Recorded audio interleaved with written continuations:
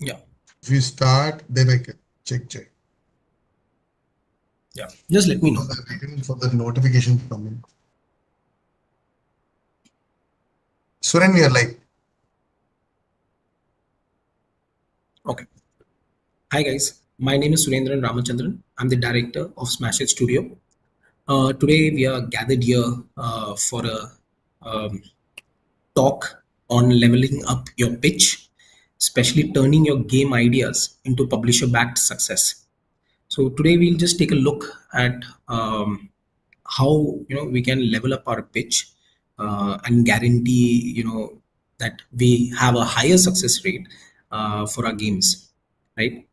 We have to see why this talk matters a lot, because most of the games that we see, right, never see the light of the day because there's no proper explanation or deck that developer. So we developers, we don't have the communication skills that we need most of the time. So it's always better to have a ready prepared deck so that we can always show and share it with the publishers. And nowadays publishers and investors, they don't just buy games, they buy into the confidence and clarity of the team. They invest in the team so that it's for a long run even for them, and it's a long run for you as well. And as everyone knows, your pitch is the first impression. So I think that should be everything that matters. And after that, how we sell the game, or if we publish the game, that comes later. But how we present our game to the publishers and developers is something that matters a lot.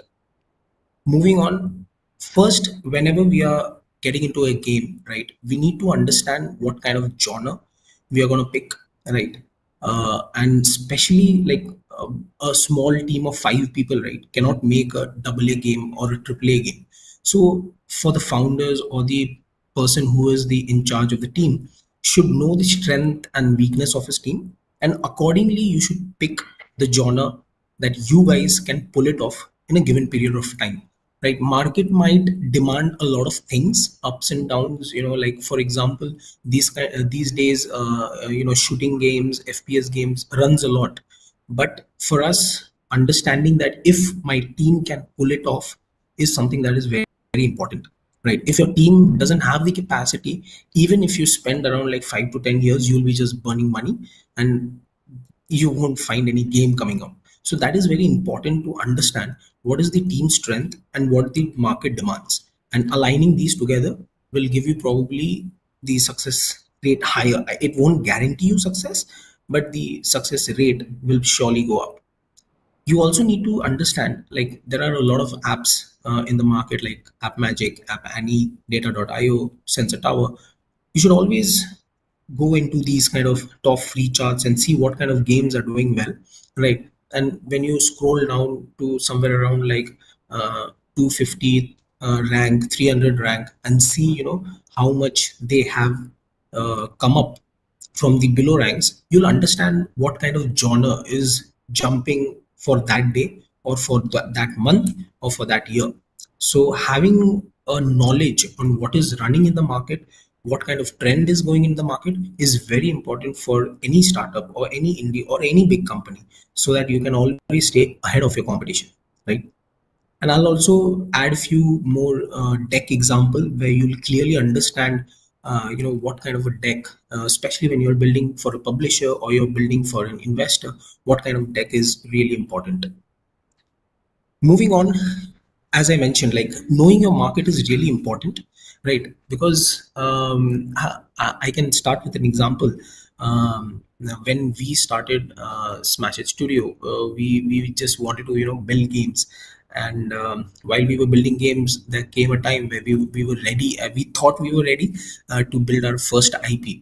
And we just jumped into it, just seeing another game and getting inspired by that. And once we stepped into that, it took us somewhere around like 2 to 3 years to finish the game. And by the time we could come to the end line, the genre or the market had shifted drastically. So it was very difficult for us to fit ourselves towards the market. And I think that is really important to understand what is currently going in the market and how much time you can put for at least for an MVP, so that you can show it to your publisher or investors, so that they can back you up for the long run, right? Moving on, you also have to analyze the competitors, what kind of downloads numbers they are getting, what kind of monetization models they are running, and what kind of retention is important, right? As we see few games like Whiteout Survival, these 4x games, right?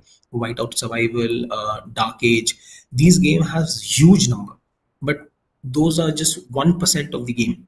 If you scroll through these tools like Sensor Tower, Data.ai, App Magic, you'll find the success rate for these genres. You have to understand that these games have a very less than 2% of success rate on their genre.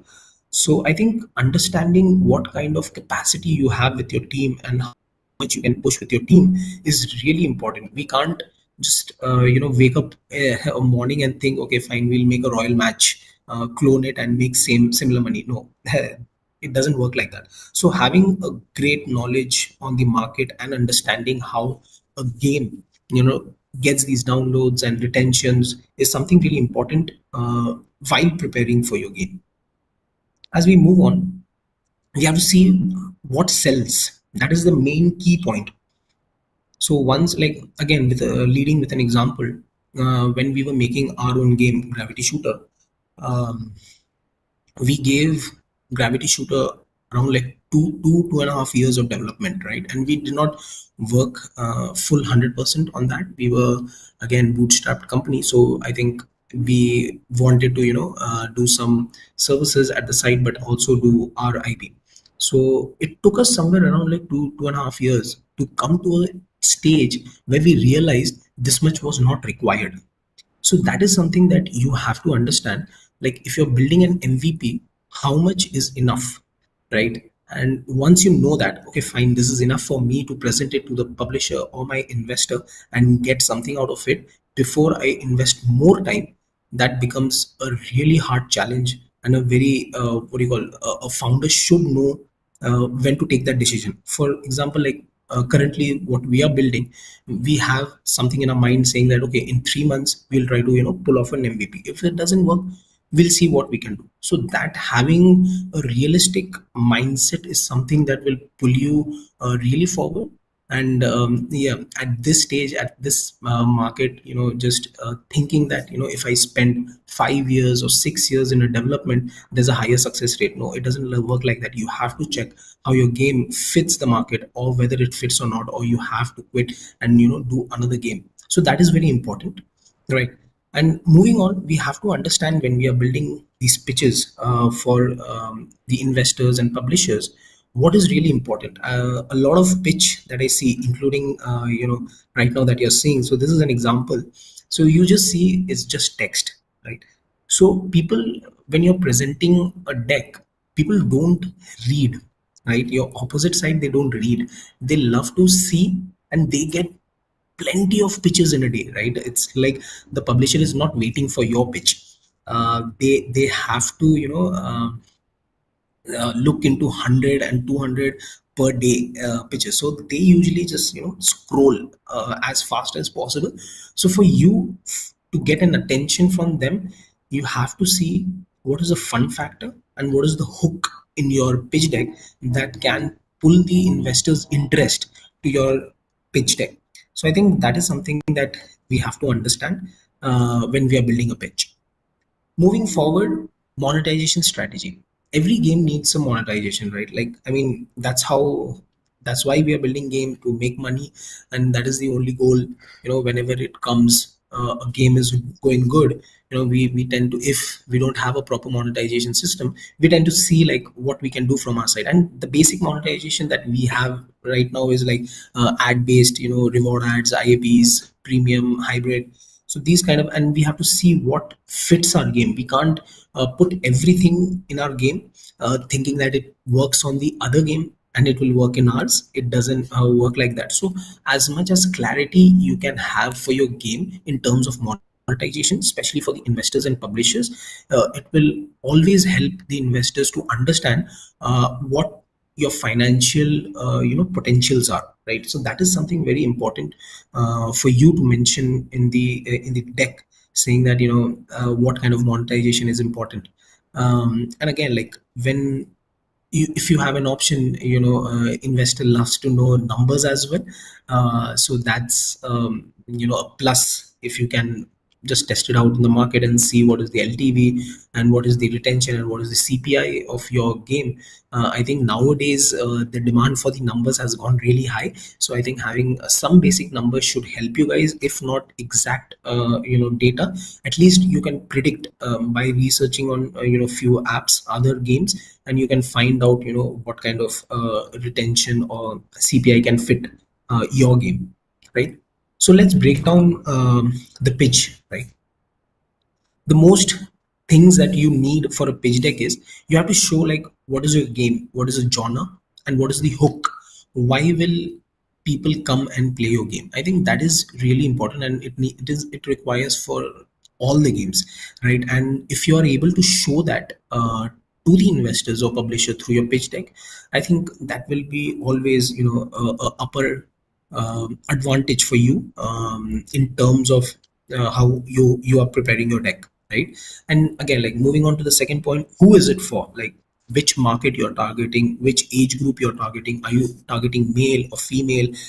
So basically, like when you come and see these kind of Candy Crush and these kind of games, we tend to see a lot of female audience playing that game. And when it comes to games like COD and these kind of games, we have a larger male audience, right? So we have to understand where we fit, where our game fit, and accordingly you can push your game to that direction, right? And moving on, we have to see if we are planning to build a game, why now, and why this trend is running, right? Having a relevant knowledge on what is running in the market, and having a slight idea on why these games are running at this moment will always help you. And I think there are a lot of people you can follow on LinkedIn, and they share articles and everything in terms of what kind of genres is working around the games. I think it always helps for the publishers or the investor to understand why you're picking this genre at this moment, and you want to push this genre and make money out of it, right? And moving on, of course, like you have to show the publisher or the investor how you're going to make money. That is the most important part. I think other things, even the game won't matter that much. How much the money matters when it comes to when you're pitching a game or building a game. So having a clear understanding of how you're going to make money is something that will boost a lot of confidence in publishers and investors for you guys. And I think having these monetization model that we discussed earlier will also help you. If you can put it down in your pitch deck, will always help you, right? And you have to be very clear what you want from a publisher or investor. You can't just say we need help, or we need support, or we need mentorship. You have to be very specific what you need, and for that you have to understand what is the weakness and what is the strength of your team. So if you're able to understand the strength and weakness of your team, I think it will really boost you to understand what exactly is required for you to make a successful game or make money out of that game. And you will be in a position to explain it to your publisher or investors, saying that this is what exactly we need. We need $80,000 for 6 months of time, and in after 6 months, for next 4 to 5 months, we see this much of return coming back. So that's how you get a little more success, higher success rate going into publisher or investors pitch, right? Then moving forward, we have to show them like what they benefit, right? That is the most important thing whenever you're doing business or anything, right? It's not just games, for overall anything. When you're doing a business with a client or anyone, it is very important for you to not just show your history, but to show them the future with yourself, right? Like if we collaborate or if we work together, what advantages you will get, what advantages I will get, right? And how much profits you're going to make. So showing them a future together is something that they will always prefer, the publishers and investors. And having that will always help you push your deck a little more higher than other decks. Yeah. Moving on, publisher versus VC, right? Like what is right for you. So basically, we can see the difference in publisher and VC, right? In funding, publisher usually funds a game, right? So they will, for example, give you $50,000 for a period, like for a game publishing, so that you can develop the game. So that's called dev support. If they give you $50,000, they'll take a rev share of around like 70-30%, right? And whatever is coming to you, that 50% will be recouped first, and then you start sharing the money equally. So that is something that publisher usually does. They don't invest in the company, they invest in the game. Moving on, support, they usually do the marketing, UA and QA, everything, because they already have a proper team that has already done multiple games, or or your previous game. So that is something very important. And usually for publisher, it's very it takes less for for UA cost and everything. For example, if you're making a game and it has a part one, right, and you released it, you made a good number, right, and you're going with the same publisher next time as game two, right. So now you will find the same audience for you, catering for that game as well, right. So the publisher doesn't has to go for more user acquisition, so that user acquisition cost also drastically comes down. Moving on, control, right, like they might have the IP control, or you can talk with the publishers regarding sharing the IP revenue split. So that is how the control works, and mostly the revenue split also happens. And moving forward, like what is best, like game focused growth. So basically, when you're going with the publisher, you can expect your game to grow, right? But when it comes to, if your game is growing, I think you can always grow your company as well. But that is something publisher don't usually do, is take higher risk or higher bet on the company. They only focus on the game. If the game is doing well, or if the game has a really good potential, they probably choose your game. Like moving on to VC, I would say like VC, they don't fund games, they fund companies. I think that is one of the main things, and they believe on the partners mainly, right, the founders rather than the game, because I think in their mind they always know, if this game doesn't work, the founders should have the capacity to again have the power or confidence to build another game. So failure is something that is part of the business, and I think in our industry, especially in game industry, the success rate is really low. And I think most of the VCs and everything fund mostly on the founders rather than on the game, right. And even on the support part, like how you can scale your company, how you can bring in more investment, is something that VCs always help, because even VCs want to grow their bank. And I think that is something they always prefer, pushing the company to a position where they can bring in more investors and more VCs into it, right. And control, like for VCs, they don't care mostly on the game. There are very few VCs that will take your cut from the game, but I think most of them usually go for company stake. So it could be 10%, 15%, like it totally depends upon like how or who the VC is, and what kind of a deal you're working with, right. And even for what is best for them is like they focus mostly on how they can grow the studio, right, and how many products you can build and how many products you can pull out, is something the VCs enjoys a lot, right. And for especially for VCs, if you see, I think as I mentioned, their main focus is how you can bring in more VCs again in your company and help you grow in that sense. Moving forward, pros and cons for the publishers and VCs, right? Publishers.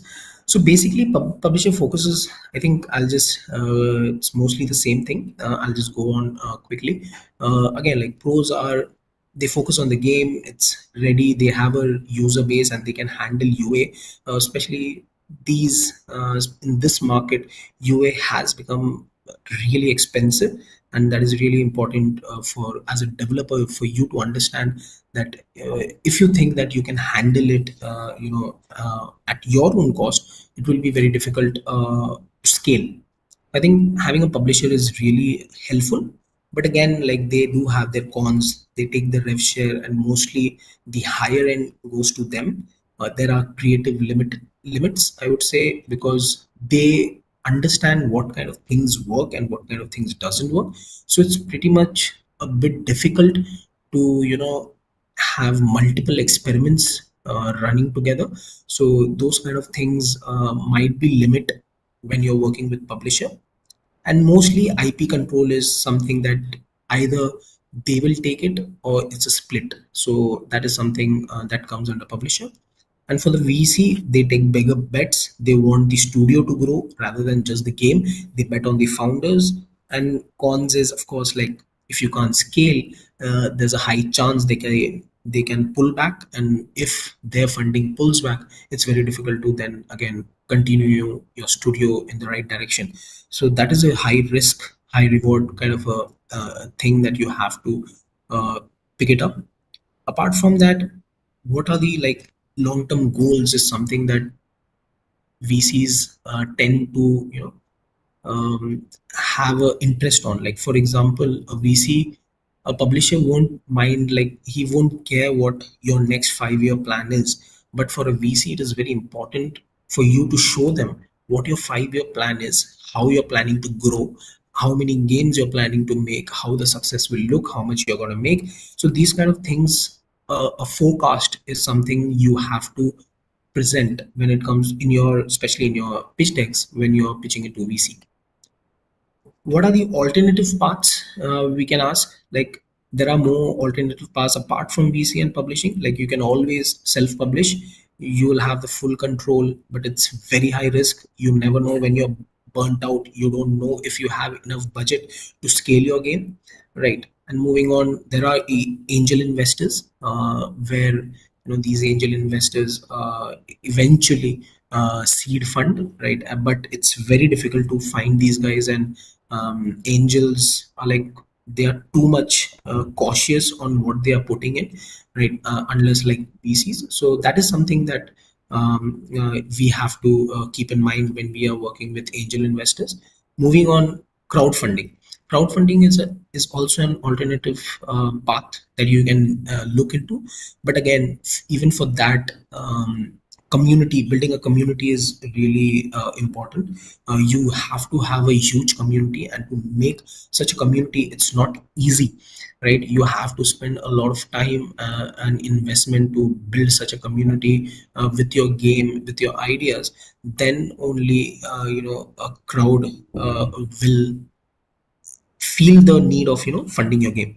So that is something I would try to, like, if you have an extraordinary idea, maybe yes, you can always go for crowdfunding. But I highly doubt for a game that you see that fits the market or genre. Like if you're gonna build another 4x, it will be very difficult for you to go out and get crowdfunded.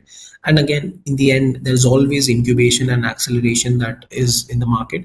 A lot of governments are doing, a lot of bigger companies are doing that. They're providing initial fund for startups and everyone to bootstrap to boost their company ahead. I think that is something that can always help you guys. If there is any options that you see from your government, or for example, like Krafton is doing Kiki, Sony is doing IHP. So there are multiple things that is also running in the community today, and that could help you a lot moving forward. So let's check what are the checklists for our pitch deck, right? Like we need to have a game demo or prototype. That is really important when it comes to pitch deck. You just can't go with an idea. Like most of the time, if it's a very huge and extraordinary kind of a thing, then yeah, maybe you can try it. But mostly the VCs and publishers will reject in the first round itself if you don't have a proper game demo or a prototype. Moving on, always have like a one liner pitch to your game. I tend to always tell my team, and when I was building my own deck, uh, I always got feedbacks from my mentors saying that try to limit as much words as possible, because the visuals is something that will take you on the long run, and the investors will be much more interested, whoever is seeing your pitch deck, right? So visuals is something that is really important. Moving on, we have to have like market proof, and we have to show them how the game fits the market, right? And how we can make money, and what are the monetization plans for a game, and how we will be making our money back whatever they are investing, right? And moving forward, they'll always ask for milestones and roadmaps, what you see in the long run for at least 5 years or 10 years. 10 years is a long run. I think most of the VCs and publishers tend to concentrate on 5-year plan. And of course, there should be always team intro added, like what is your team, how big is your team, what kind of hiring you're going to do in the future, who are the core member. So that is something that is really important when you're making your own pitch deck, right? Finally, uh, keep the deck as visual as possible, and don't make it too text heavy. That is something that usually VCs and publishers tend to avoid in the first round. They try to see, if there is too much to read, they just move on to another pitch deck. So that is something that you can always have in mind, right? Always practice your 5-minute pitch and a demo flow. Like, you can't go into the pitch with, you must be prepared always, and you should know what you're telling your publishers or VCs accordingly, right? And get feedbacks from other devs and mentors. Like I mentioned before, you can always reach out people in LinkedIn and other places, and get feedbacks from them on your deck, and accordingly you can adjust. So for me, it took somewhere around like 8 to 9 iterations, and 4 to 5 people giving their inputs to make finally a deck that could fit for publishers and investors, right? And try to add short videos, and try not to keep up like a PDF format. Try to, nowadays there are so many AI tools that you can use to make the pitch perfect. I think you can use Canva and everything for the long run, right? I think that would be it for the presentation. I'll be happy to share a deck, reference deck with you guys, right? So this is a deck that you can find online, right? This was a deck from TGF Games. So I think, as you see, so this is just a basic intro of what they are, what they do, the contact details, right? Moving forward, the founders, who they are, what they have done is something really important, right, for them. Moving forward, we have team conversation. Just like I mentioned, you have to mention who's your team, how many people you are, how many people you are planning to hire, what is the team experience, that is, and what is the burn rate, and what is the expected burn rate when you move forward, is something really important when you're making a pitch deck, right? And if you have previous titles in your inventory, you can always flex that, right? How many downloads you have, what kind of revenues you made.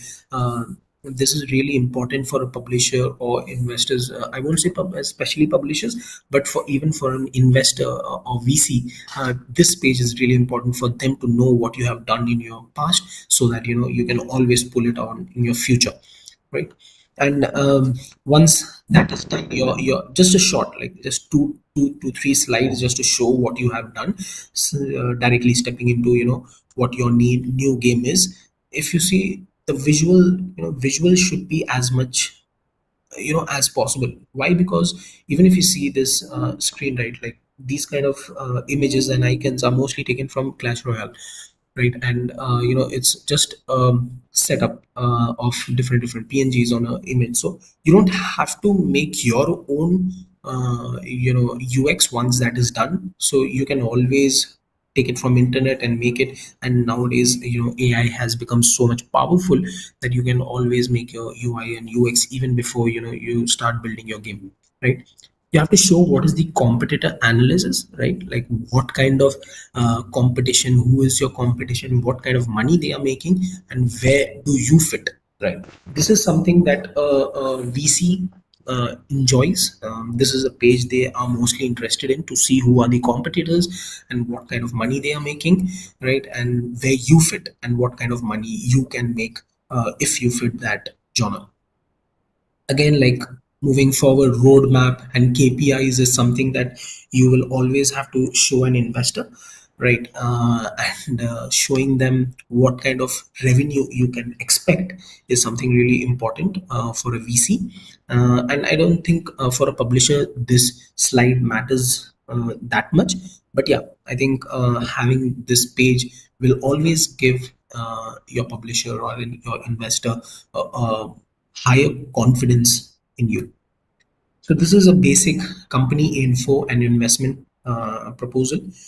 Just like I mentioned before, you have to be as clear as possible, right? Uh, to to tell them exactly how much you need, what you need, and what where the expense will be, and who will be the owners, and who are the founders, and how much shares they have, and how much shares you are ready to dilute. So that is really important for a VC to understand how much they'll be getting back for the amount of money that they are going to invest.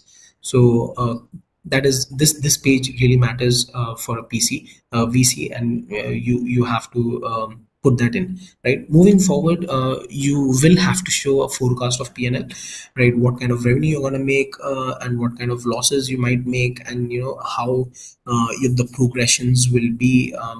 So this kind of a detailed forecast is something that will be really important for any VCs to understand what exactly a founder or a team can give them. And I think these kind of things, if you are able to predict and make a forecast out of it, I think the amount of confidence that a VC or publisher can have on you can drastically go up. So that is something that you can always put on your deck, and that's it. So I think this is also a great example of how a deck should be, right?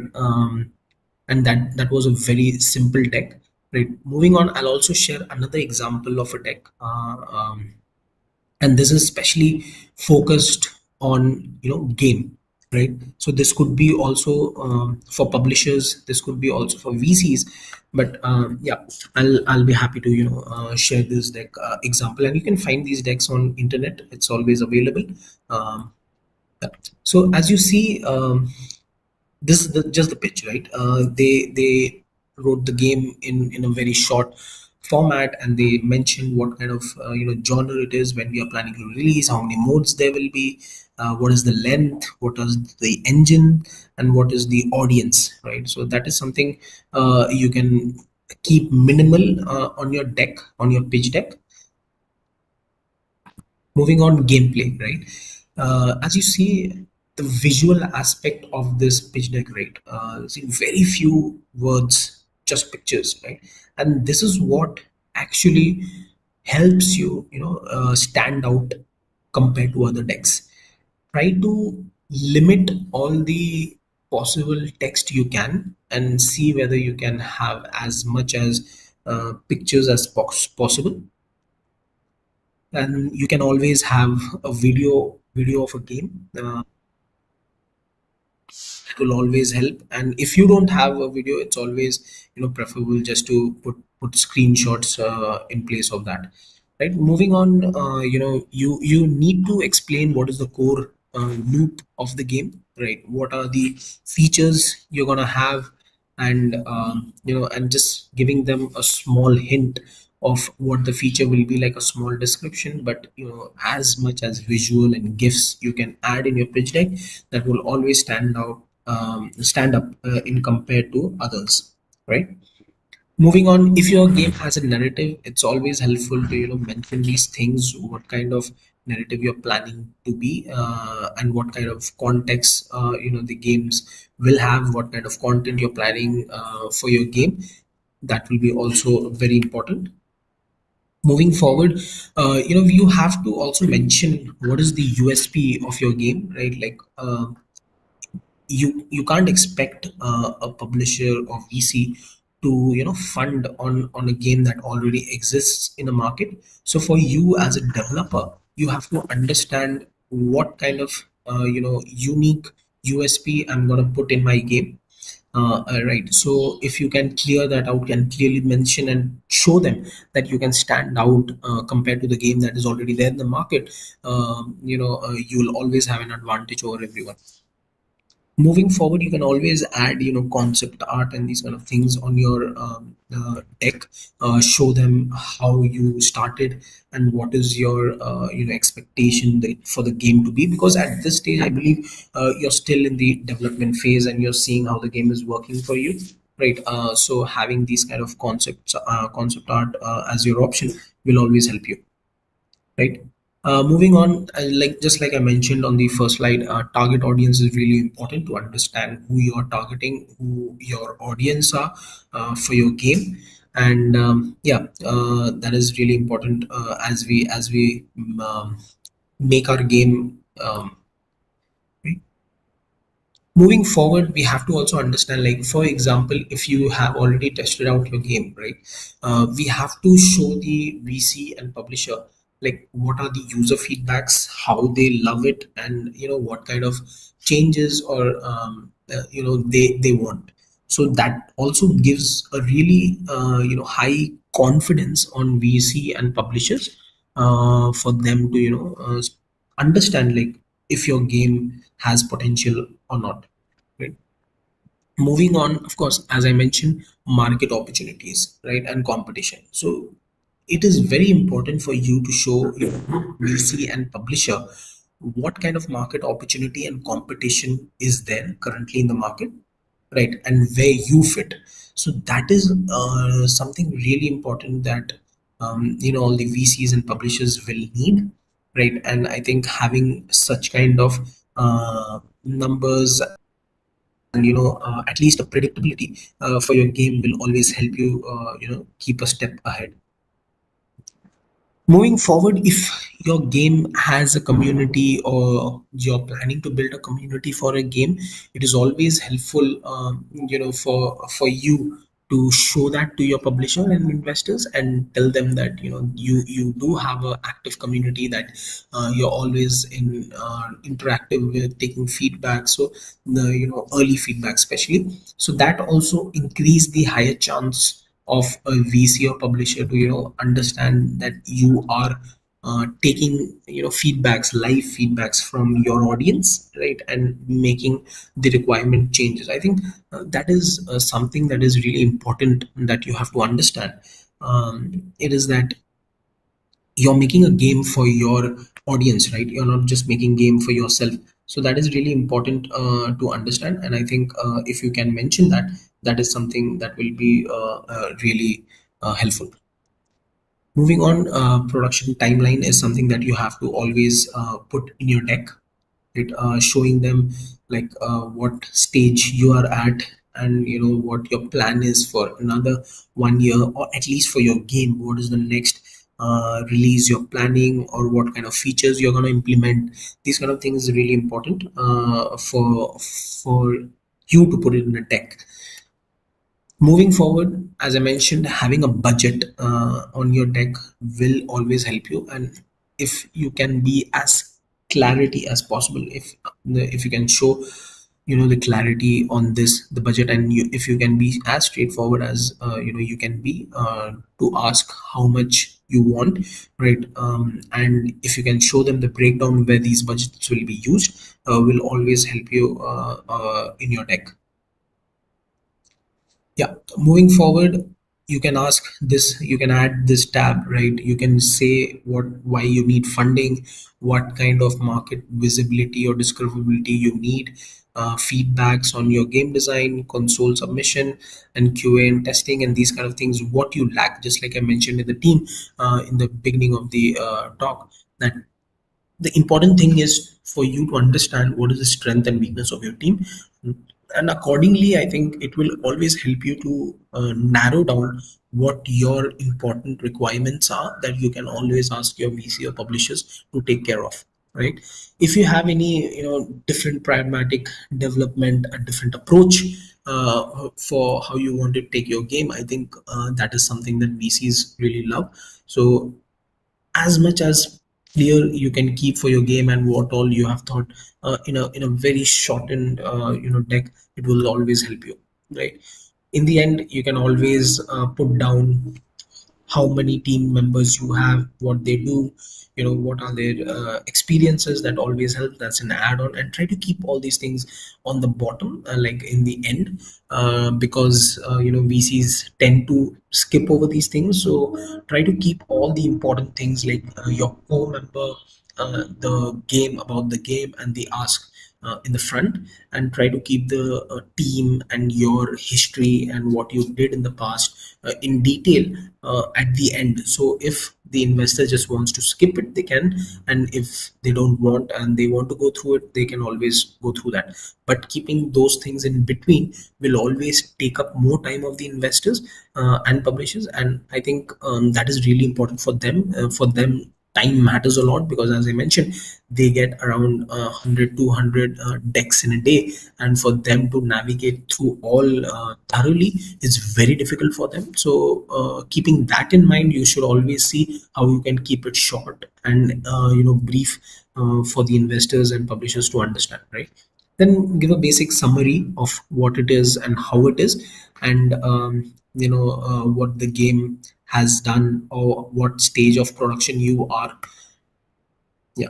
And then appendix is something that, as I mentioned, if you have more ideas and more things, but you're not confirmed how you're going to implement it, but these kind of things will always boost the game or scale the game, you can put it in the later stages of the pitch, so that even if there's investors are not much interested, they can always skip, because they know what is more important to them, the first part of the deck. So you can always keep these things, in the latter of the deck, right? Even like this slide, like if the budget that is given to you is higher, you can always add these things in the market, right? And more concept art.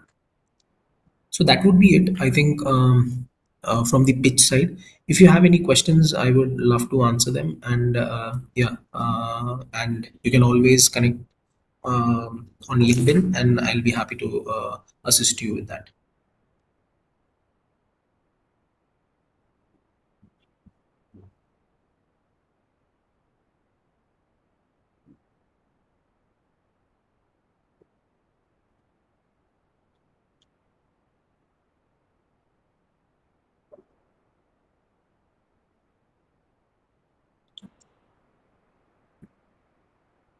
Uh, Hi, Suren. Yeah, We have few questions in the live chat. yeah, The yeah, please. first question is there any platform constraint for investors? No, I don't think so. Like, you can always have, different publishers or different VCs that focuses on those kind of platforms, right? So, if a publisher is mostly, like, for example, if Miniclip, right? Let's take Miniclip as an example. If Miniclip is mostly on games, they'll not invest or publish your game in this, right? What do you call PC? So that is something that is important for you to understand who you're approaching, and who your target publisher or VC is, and what they specialize in. So it's not just you. You also have to see, like, whenever you're going to a VC and publisher, you also need to understand that it's a 50-50 thing, right? Even they gain from you, and you gain from them, right? So it's a split for both of you guys. And having said that, I think for you to understand who your publisher is, and who your VC is really important. You cannot expect for a PC publisher to help you with mobile publishing, and you cannot expect vice versa. So that is something that you will have to search from your end. But it is like for every platform there is available publishers and VCs in term. Yeah. Great. We have one more question. There is a question like they are saying one of my friend said it is very hard to get an investment for a mobile game nowadays. Is that the case? They're asking. To be really honest, I would say yes, it is. I don't want to stir up anything, but yeah, I think right now the market is in a position where it is not stable, right? And especially in India, the thing is like the outcome hasn't been of what we expected. So there's always a fear factor in these VCs, expecting that they have put in monies in multiple companies, and seeing no result will always create a fear in the audience. I mean in the VCs, right? Because you're putting in a sum of money in a company, and if that company has promised you to deliver a game in 2 years, but it has already been 5 years, right? It is very difficult for the VC to make money. So I think for that reason, nowadays the VCs have become very cautious, and they are looking for numbers at this moment. And it's not easy to get a VC without numbers. So I think that is also one of the main, I would say, yeah, just like your friend mentioned, it is very difficult. You have to have an extraordinary idea, or you have to have numbers. Even if it's not extraordinary, I think if you have numbers, so that's why when I say, like, if you're building a small MVP, right? Like you spend 2 months, you spend 3 months, you test it out in the market, you see a potential, you make a pitch deck, you pitch it, and you show them your potential. And why not? If you can show them that you are going to make money, they will always come up and put in money for you. Great. So there is one more question in our chat. Like, can you share an example of a game pitch that failed and why? Sure. So basically, why go for other games? I'll just put my game into it, right? So we at Smash It Studio, till now we have approached two IPs, right? First IP being was Gravity Shooter, right? And second IP is something that we are building at this moment. It's a cricket game, and I would say the first pitch that I had built, right?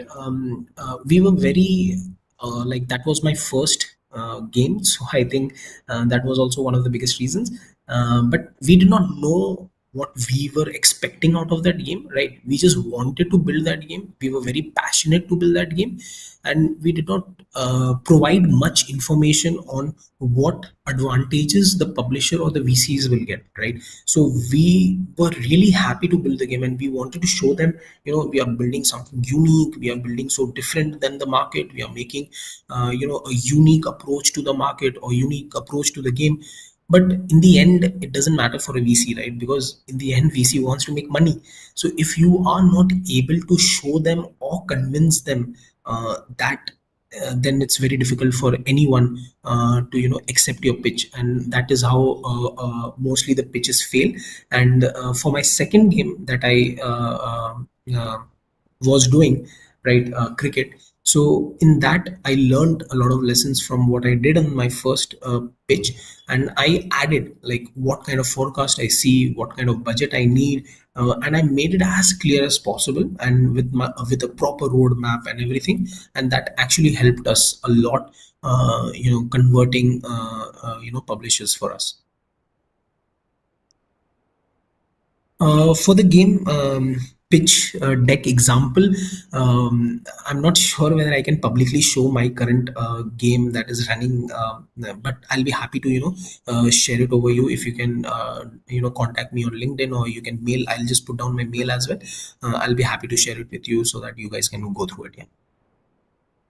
Yeah. Great. We'll take few more questions.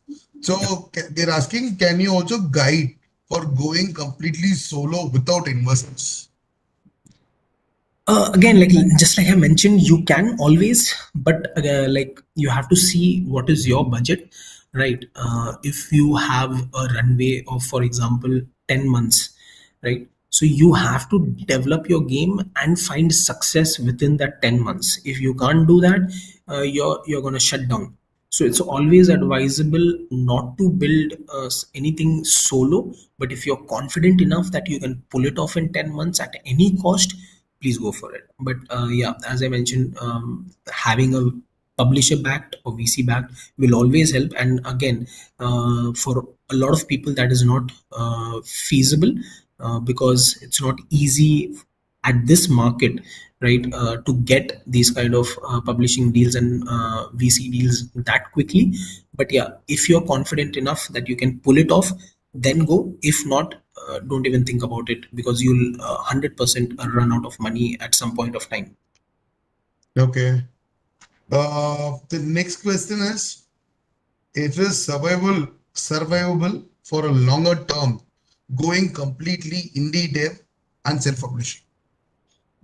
I think it is, but I won't say it confidently 100%, because ourselves, like us, we have been in this industry for 7 years, 7.5 years now, right? And we have been bootstrapped from day one. And we somehow managed to, pull off one IP, which did not find success for us, but still we managed to survive through everything, and that was due to us doing, other side services to sustain our company. So that is something that is really important to understand. You can't just be too much passionate on your game. You have to think business as well, right? For example, if I wanted, I could have just, went 100% with my gravity shooter, but we quickly realized that, this is something that we don't see running for a long run, and we just scrapped it, and we started doing services again, finding for another opportunity to come pass by. And fortunately, we did get that opportunity come by to build another cricket game for our own, with our own IP. So I think that is something that you have to have a bit of patience, and yeah, a smart decision. You have to have someone really smart running your company. You just can't be 100% passionate, saying that no, I think this will run. But again, like, you have to think about other people as well, your employees and everyone, to run the company as well, right? So it is possible, but it totally depends upon how you want to approach it and how you want to pull it. Like, for example, we worked till 7 years. Now we are, focusing towards VC and publishing, right? So these 7 years we learned how to survive. So even without a publisher or VC, we can always survive. But just to scale, you will always need a VC or publisher backing you up. That's nice. I think they got your answers. And we have one more question. Yeah. Does VC understand how initial numbers can lead to a successful product? For example, if a game is getting good retention and revenue numbers in the first 7 days, can it be funded? Yeah, absolutely. I think, just like I mentioned, like, you don't have to show like D30 or D60 for VC. Even if you have a very strong D7, investor will always run to you. But again, like, it is not 100% sure. You will have to have a proper plan, a proper roadmap, how you're going to do, because a game might run for 1 month, then again, like, on the second month, it can fail. So it is very important for you to understand how you're going to grow, how you're going to scale, and where you're going to put your money in, right? And that is really important. So that's why you always need a roadmap, showing the VC or publisher what kind of growth they can see in your company, and accordingly, and they'll invest in you. But again, if you have a very good D7 retention and monetization and LTV, they'll always be very curious to understand how you're going to pull this into $1 million game. Thank you so much, Suren. And we got almost all the questions answered. Those who are viewing through YouTube and those who are here, if you have any other questions, please feel free to ask your questions. We are here and happy to answer all your questions. Mr. Suryan is here.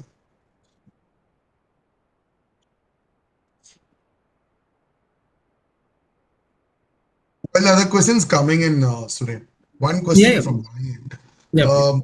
Where do you think, in the overall, like to all the newbies I'm talking about, this question is from a newbie point of view, of where they should be very extra careful when they take up a step on the pitching point of view, extra careful, because I hope you covered a lot of points where they should be extra careful so that they don't fall on any of the common pitfalls which has been fall down by the experienced devs in the market. Yeah, I think, yeah, sure. That's a really good question. Uh, I think the very important, like, it doesn't matter, what you're pitching, what kind of a game you're pitching. If it fits the market, it's really, it will be interested for any VCs, right? But more importantly, the important thing that you have to see is how much you're asking for, right? If you're asking for a runway of 10 months, right, and somehow your game is going to go for 15 months, right, how are you going to survive? So that is something that you have to be really cautious with, of understanding of how much you're asking for, and if that is enough for you to publish the game and make money out of it. So always, whenever you're asking, ask for a longer runway. For example, if you are targeting to launch your game within a year, you should probably go for somewhere around like 2 years funding, so that you can always have a backup when you're moving forward. So I think that is one thing that most of the founders and companies tend to, misjudge, and that is one of the very important thing why a lot of startup fail. Do you think this is the main reason to startup to fail as Yeah, I from a think. newbie point of view? Oh, got it. I think there is a lot, but I think this is one of the biggest thing that happens. Why I believe is, if you have a runway, right, and if your one game fails, for example, if you are thinking of publishing a game in a year, right, and you take a funding of 2 years, and within first 3 months or 4 months, you don't see much potential in that game, and you want to, make another game that fits the market way better, right? VCs won't say anything because they are in for a long run, right? And if that makes sense, they will always approve and go ahead, right? But at the same time, if you ask for a funding for 6 months, thinking that that is a small amount and I can pull it, and if you don't know your team strength, just like I mentioned in the early stage, if you don't understand that you have a team of, for example, 10 people, right, and you think you can pull off a battle royale game, right, within 1 year, and you see you're pulling it till 2 year, so that's how most of the companies probably shut down. I think that is one of the biggest things. If you're moving forward, like if you're bootstrapped or something like that, then it's a totally different story. But if you're focusing on VCs and publishing your game or finishing your game with a publisher, that is something very important to see whether you have enough runway to make your money back. Thanks for this answer. And even I have a one. I mean, so Rohit, we have a person who's asking the questions Yeah, yeah, in please. chat. Yeah, He is. I have the same question in my mind. Is there a please. channel where we can get connected with founders and investors in India? It is tough to network gaming in that. Is there any guidance on that? So I would say there is nothing particular in India. Like, a lot of people are building right now. Like, I met a lot of people who are having conversations of building some kind of platform. Right now, I would say there is nothing that I know of. Might be there, but nothing that big. And LinkedIn is the only thing usually I use to connect with publishers and VCs. But yeah, that is something in the making, and probably that will be out in the market soon. But as of now, I don't think there is something that big of a thing. But I do remember one platform called as GD Bay, right? And that platform provided publishers and investors and these kind of contacts, but I'm not sure whether it's still running or not. It was somewhere around like 3 years back.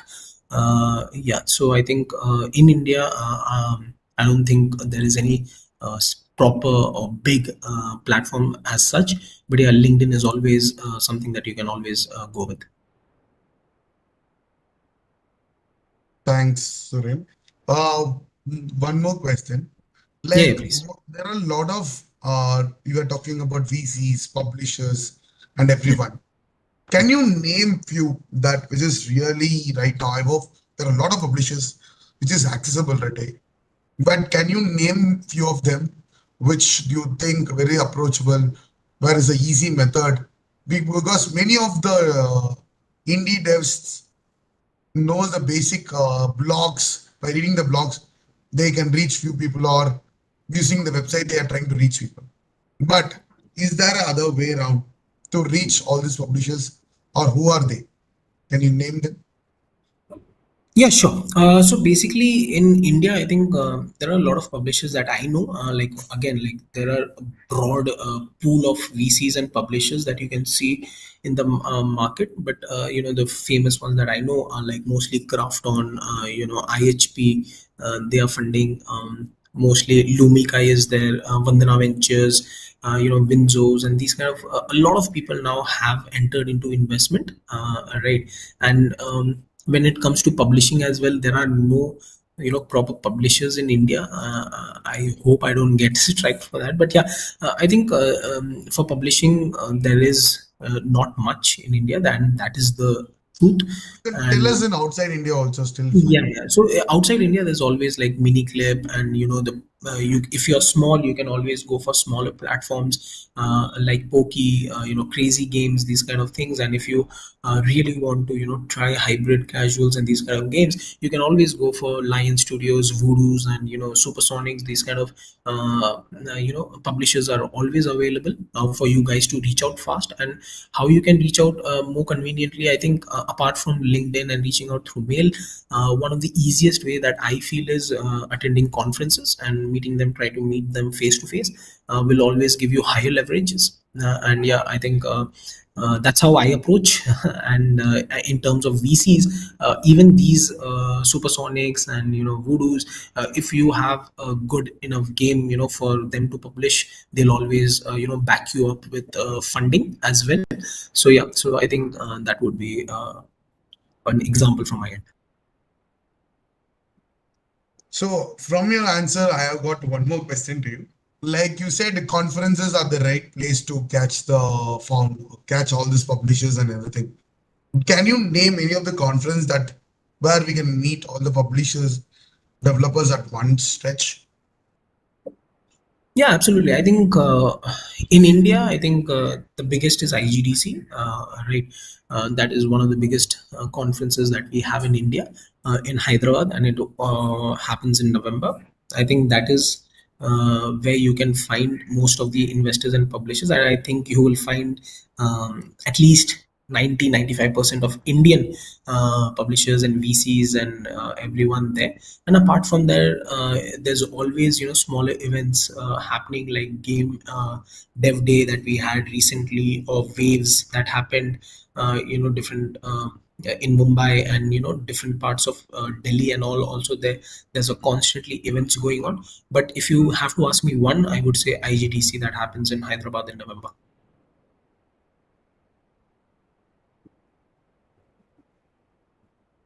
Okay, great. Uh, can you share top 10 publishers they are ranking you? They're asking you to rank now. So top 10 publishers and how to reach them once a POC is ready, not in a particular order. So they're okay with the order also. Okay, okay, yeah. So when you say publishers, right? So I think the easiest publishers you can reach out, right, are the hybrid casual publishers, right? Mostly like Voodoo, Supersonic, Lion Studio, Moni, Crazy Labs, Pokey, Crazy Games. So these are all the names that you can reach out in terms of publisher. And how you can reach out is mostly you can reach out through their website, and they tend to reply really fast. But again, to reach out these kind of publishers, you might have to be persistent, very persistent, because they usually try to ignore messages. I won't say ignore, they miss it out, because I believe they get tons of sales pitch every day. So I think you have to stand out how you reach them in LinkedIn, especially in LinkedIn. And if you have mail, that is like the icing on the cake. And yeah, if you want to really take it forward, maybe attending international events is something that you can look forward. But again, like if you are budget constrained and all, you should always prefer doing it through LinkedIn and mail and or references. Like for example, you might, if you're not able to reach for example Voodoo directly, right, you can find who is working with Voodoo or who has worked with Voodoo. You can try to contact them and you can ask them to help you connect with them. There's always a way that you can find. It's if you can't find a generic way, you have to find a workaround towards it. If you're constrained with budget and everything, I think that is one of the biggest solutions that you can find for yourself. I think you have answered all the great set of questions, and thanks for your valuable insights on all the level, how to level up the game to the publisher level. And it was really great insights. I hope whoever is watching and whoever has been part of this session, everyone got a great insights from you. And once again, on behalf of IMSK, we will be congratulating and wishing you all the best for the Smash It Studios to get your game success. Which is the recent one, which are wonderfully coming out. I had a wonderful chance to see the game in a bit early stage. Looking forward for the game to come out and where everyone will enjoy the game shortly. So thank you so much. Have a great day to all of you. And I hope a lot of more interesting sessions are lined up. Feel free to join in, ask your questions. And of course, Mr. Suren is very reachable. And you can find Mr. Suren's LinkedIn in the chat and in the LinkedIn in the YouTube description. And you can also explore his wonderful set of previous launched games. That also will be given in the chat and in the description. Please enjoy it. Thank you. Until then, take care. Bye bye. See you. Absolutely. Thank you, guys.